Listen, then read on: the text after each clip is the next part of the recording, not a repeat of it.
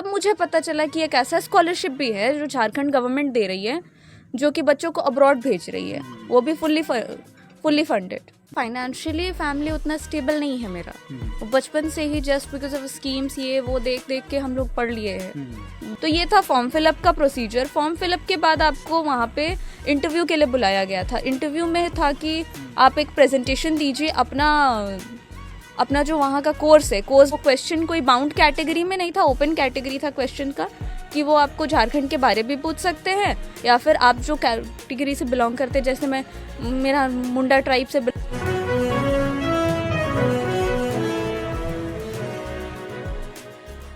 नमस्कार दोस्तों, मैं हूं दशरथ प्रधान और आप देख रहे हैं छोड़ा नागपुर लाइव। दोस्तों, आज के युवा जब रील्स बनाने में बिजी हैं, हमारे साथ मधुस्मिता मैडम जी हैं। वो एक ऐसा काम किए हैं जो हमारे राज्य के ही नहीं बल्कि पूरा देश भर में अपना नाम किए हैं और देश भर को प्राउड किए हैं। दरअसल वो हमारे जो झारखंड सरकार द्वारा हर साल 25 बच्चों को विदेशों में पढ़ने का मौका मिलता है सरकारी खर्चों में। तो आज इस साल में जो 25 बच्चे जा रहे हैं, युवा जा रहे हैं, उनमें मधुस्मिता मैडम का नाम शामिल है। वो एस्टर्न यूनिवर्सिटी जा रही हैं, तो उनसे जानने की कोशिश करते हैं। आज हम लोग उनका घर पहुंचे हैं और किस तरह उनका कुछ संघर्ष रहा, प्राइमरी एजुकेशन क्या कुछ रहा और कैसे आज वो डेटा एनालिस्ट फील्ड को चुन के आज एस्टर्न यूनिवर्सिटी जा रही हैं। मेरा एजुकेशन जो है वो विद्या भारती चिन्मय विद्यालय में हुआ था क्लास 10 तक, और AQ कैटेगरी में हुआ था। तो वो हम लोग का एक रिलीफ था कि हम लोग को फीस नहीं पे करना पड़ा था जी। उसके बाद आपका +2 कहाँ से रहा? जी, +2 मैंने वुमेंस कॉलेज से किया था। जस्ट बिकॉज ऑफ फाइनेंसेस हमको वुमेंस कॉलेज ज्वाइन करना पड़ा। और फिर आप आरका जैन यूनिवर्सिटी जो है वहाँ पे आप BCA किए आप? जी, मैंने आरका जैन से BCA किया है और +2 के बाद मेरा 1 ईयर का गैप था। अच्छा। वो उसमें कुछ आपने प्रिपरेशन वगैरह कर? नहीं, प्रिपरेशन नहीं किए थे। उस टाइम था कि जॉब कर रहे थे। अच्छा जी। मतलब फाइनेंशियली फैमिली को सपोर्ट करने के लिए आपको जॉब भी करना पड़ा या फिर? और आपका फैमिली का क्या कुछ सपोर्ट रहा इसमें, क्योंकि जो आप इतना बड़ा उपाधि आज आप ले रही हैं, एस्टर्न यूनिवर्सिटी जा रही हैं, बहुत बड़ा बात है। कैसा कुछ आपका सपोर्ट रहा फैमिली का? फैमिली सपोर्ट बोलेंगे तो फाइनेंशियली फैमिली उतना स्टेबल नहीं है मेरा, बचपन से ही जस्ट बिकॉज ऑफ स्कीम्स ये वो देख देख के हम लोग पढ़ लिए हैं। जितने भी भाई बहन हैं वो लोग यही रहा है। उसके बाद रहा सपोर्ट फैमिली का, तो मैं तो कहना चाहूँगी कि फैमिली ने मुझे पूरा खुला छूट दिया है। नहीं तो जिस लोकेलिटी में हम रहते हैं यहाँ पे ऐसा नहीं है कि लड़कियों को आप जाइए बाहर, आप रात को वापस आ रहे हैं, ऐसा कुछ नहीं था। मेरे फैमिली में ये मेरे लिए बहुत एडवांटेज रहा कि उन लोग मेरे को कभी भी रोक टोक नहीं किए थे।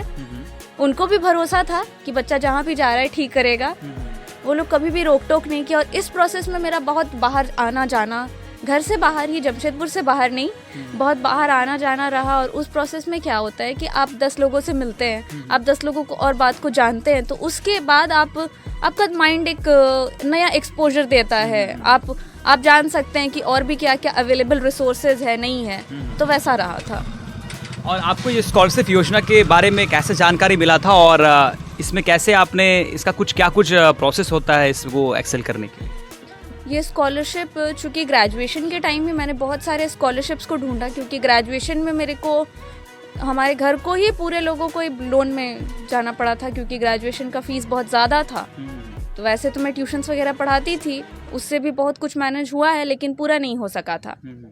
तो उस टाइम में बहुत सारे लोन्स वगैरह को हम लोग खोजते रहते थे कि स्कॉलरशिप कहाँ से मिल जाएगा, क्या कुछ बेनिफिट हम लोग अवेल कर सकते हैं, एकेडमिकली बोलिए या फिर आप कैटेगोरिकल बोलिए। तो बहुत सारे स्कॉलरशिप्स को खोजते खोजते तब मुझे पता चला कि एक ऐसा स्कॉलरशिप भी है जो झारखंड गवर्नमेंट दे रही है, जो कि बच्चों को अब्रॉड भेज रही है, वो भी फुल्ली फंडेड। तो उसको वो मिला। उसके बाद से ही मैंने सोचा कि चलो अप्लाई किया जाएगा, कैसे क्या करना है। तो 2022 से ही ये सब चीज़ों में लगी हुई थी, ये नहीं कि छोड़ दिया जी।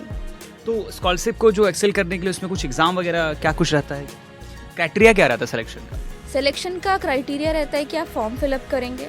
फॉर्म फिलअप में वहाँ पे आपको जनरल डिटेल्स जो आपका है वो देना है और प्रूफ्स देना है कि आप कौन से कैटेगरी से बिलोंग करते हैं, आपका इनकम क्या है, रेसिडेंशियल है हो कि नहीं यहाँ पे, वो सब अपना गवर्नमेंट का क्राइटेरिया है, वो सब देना है। उसके साथ साथ आपको ये भी देना होता है कि आप अगर ये स्कॉलरशिप को पाएंगे तो आप क्या करोगे, गवर्नमेंट के लिए क्या करोगे। उसके बाद आप अपने जो कैटेगरी से बिलोंग करते उस कैटेगरी के लिए आप क्या स्टेप लोगे।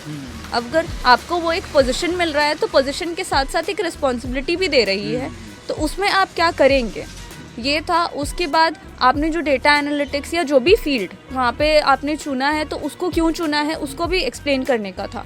तो ये था फॉर्म फिलअप का प्रोसीजर। फॉर्म फिलअप के बाद आपको वहाँ पे इंटरव्यू के लिए बुलाया गया था। इंटरव्यू में था कि आप एक प्रेजेंटेशन दीजिए, अपना जो वहाँ का कोर्स है, कोर्स बेस्ड प्रेजेंटेशन दीजिए अच्छे से। उसके बाद आपको वही था इंटरव्यू का प्रोसेस। उसके बाद पैनल में लोग आपको हो सके तो कुछ क्वेश्चंस पूछ सकते हैं, और वो क्वेश्चन कोई बाउंड कैटेगरी में नहीं था, ओपन कैटेगरी था क्वेश्चन का, कि वो आपको झारखंड के बारे भी पूछ सकते हैं, या फिर आप जो कैटेगरी से बिलोंग करते हैं, जैसे मेरा मुंडा ट्राइब से बिलोंगिंग है तो वहाँ उस ट्राइब के बारे भी पूछ सकते हैं। इवन आप जहाँ के रेसिडेंट है उसके बारे भी पूछ सकते हैं। तो कुछ भी क्वेश्चन हो सकते हैं।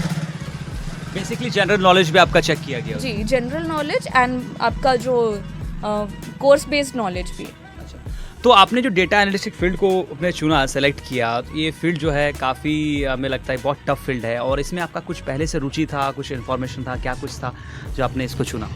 जी, कंप्यूटर साइंस, पहले तो मैं बात करूँगी बेसिक्स से कि स्कूल में ही मेरे को computer science up to class 10 में कंप्यूटर साइंस में मेरे को बहुत इंटरेस्ट था, बिकॉज ये मेरे को बहुत ही ज़्यादा अपनी तरफ अट्रैक्ट करते थे कि नहीं कंप्यूटर साइंस में देखो क्या क्या कर सकते हैं। अब आप लोग भी जानते हैं, सब जानते हैं कि कंप्यूटर साइंस का जो भी एरिया है वो अब लिमिटेड नहीं है, एवरीवेयर हम लोग कंप्यूटर साइंस को यूज़ करते हैं। उसके बाद उसी से मैंने 12th में तो हो नहीं पाया था, वो मैंने कॉमर्स ले लिया था, लेकिन उसके बाद लकीली BCA कर पाए। BCA में जब इंटरेस्ट आया, BCA जब मैंने किया तब वहाँ पे मुझे बहुत सारे अलग अलग फील्ड मिला, जैसे AI है, मशीन लर्निंग है, डेटा एनालिटिक्स है। तो उसमें मैंने डेटा एनालिटिक्स को चुना और उसी से आगे करना चाहती हूँ और भी। अच्छा, तो आपको जो सरकार ये अपॉर्चुनिटी दे रही है, इसके बाद आप सोसाइटी के लिए और हमारे झारखंड के लिए, हमारे यहाँ के सोसाइटी के लिए क्या कुछ करने का सोचें आगे?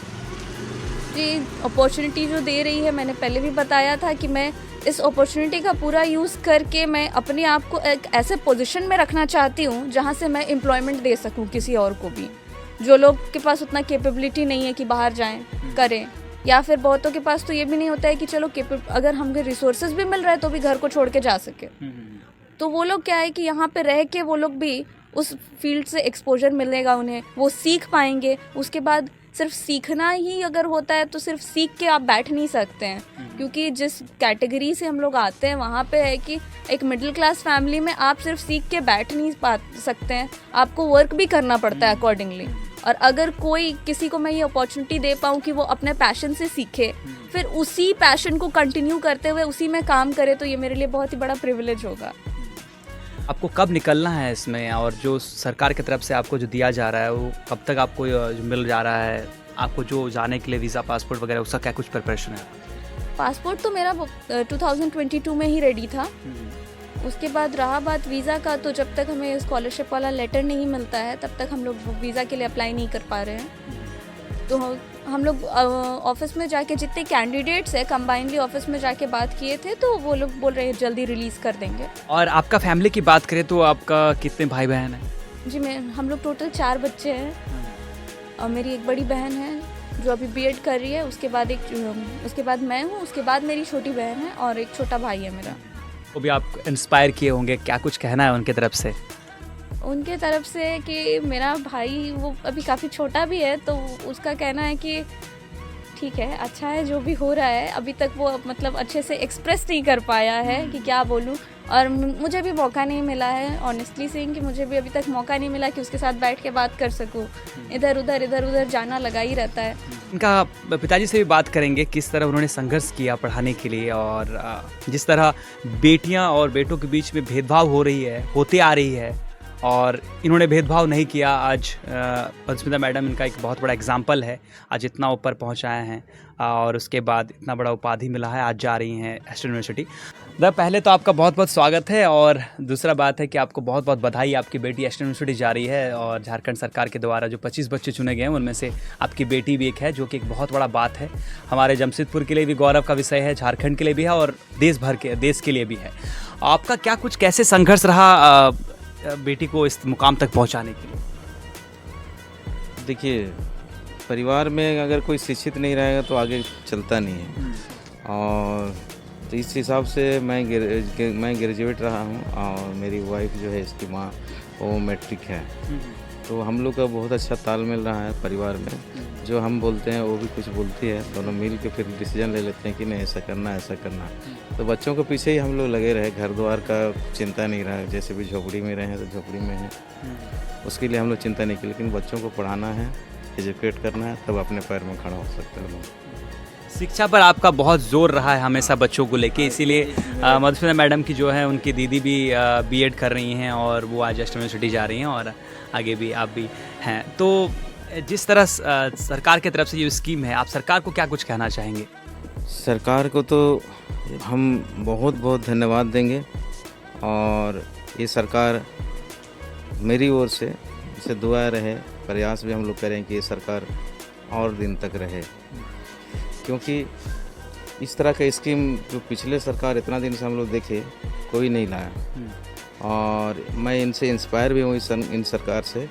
मैंने जो उस दिन हम लोग प्रोजेक्ट भवन में थे तो वहाँ पता चला कि वे इनका जो सोच है, इनका जो मोटिव है, टोटली इस प्रदेश में लोग शिक्षित होंगे तब जाके ये डेवलप होगा, है ना। सारा कुछ संसाधन है, माइंस एंड मिनरल्स दुनिया भर का है, लेकिन फिर भी लोग सवाल करने नहीं सीखे हैं। जो कोई समझा देता है बस हाँ समझ लेते हैं, हाँ बोलते हैं।